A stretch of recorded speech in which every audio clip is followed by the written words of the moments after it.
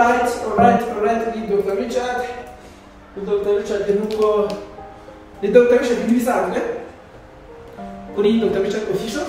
Ndatekereza yuko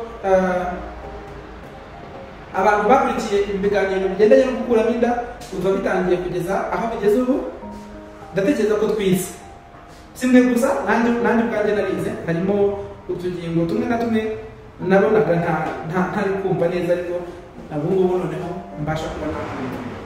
Nkuko twari twabitangiye rero, ni iteka rya Minisitiri nimero 002 akamukaberamye MOH akamukaberamye 2019 ryo kuwa 8 Mata 2019 rigena ibigomba kubahirizwa kugira ngo muganga akuriremo umuntu inda.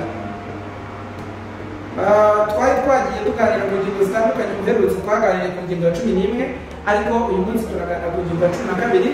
Gusa mbere yuko tujya ku ngingo ya 12, dufite offre kuri Dr. Richard official.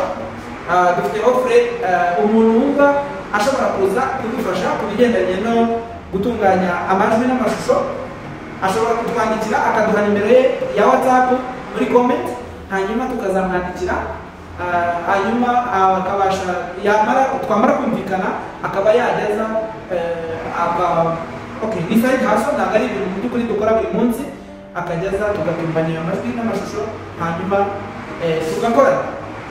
Murakoze cyane, reka dukomeze. Ingingo ya 12 rero ntabwo mu by'ukuri ari ingingo igenda ishimangira za zindi, ahubwo iza noneho yo ikiriyaringa ibyavuzwe n'andi mategeko. Niyo ngo mu mategeko agiye atandukanye aba yaragiye atorwa, hari igihe hashobora kuba harimo ingingo zinyuranyije n'ingingo zavuzwe cyangwa se twagiye twigaho muri iri teka rya Minisitiri. Iyi ngingo rero iza ivanaho nyine izindi ngingo zose zabanje zinyuranyije nayo, ikavuga iti ingingo zose z'amateka abanziriza iri kandi zinyuranyije nabyo zivanyweho. Ni ukuvuga ngo nta iteka ryari ryose ryaba ryarasohotse mbere y'itariki 8 Mata 2019 rivuguruza ibi ngibi. Niba ufite aho warisomye, nuramuka ugize aho risoma ukumva ko rifite ukuntu rivuguruza ibi ngibi byanditse, ntabwo mu by'ukuri bizaba bifite agaciro.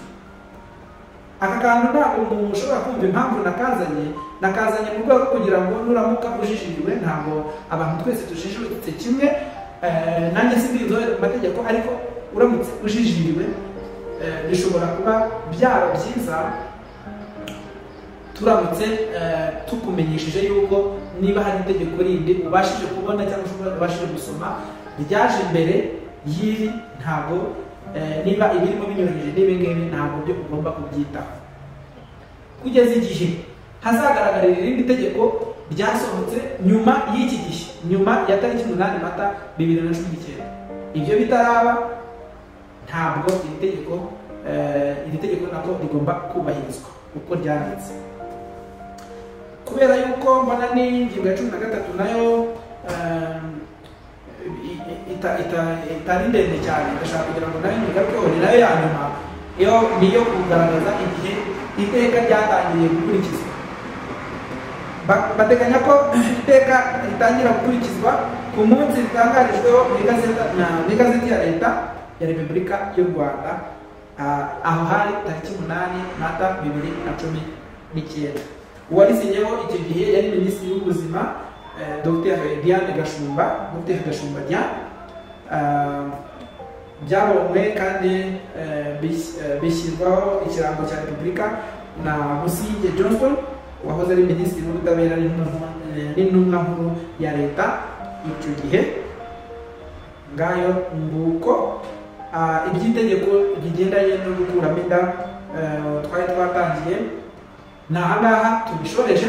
Hanyuma tugasaba abantu kandi ko mushaka kujya kuri website ya Minisante kugira ngo mubashe kureba iby'iryo teka rya Minisitiri.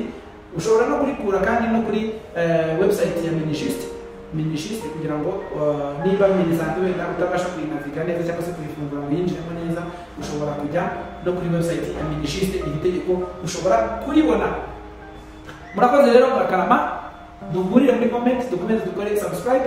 Abantu mwese mukunda Dr. Richard official, natwe turabakunda, nimwe mudutera imbaraga, nimwe mutuma dukomeza gukora ibyo dukora. ubundi Imana iduhana umugisha naho gutaha.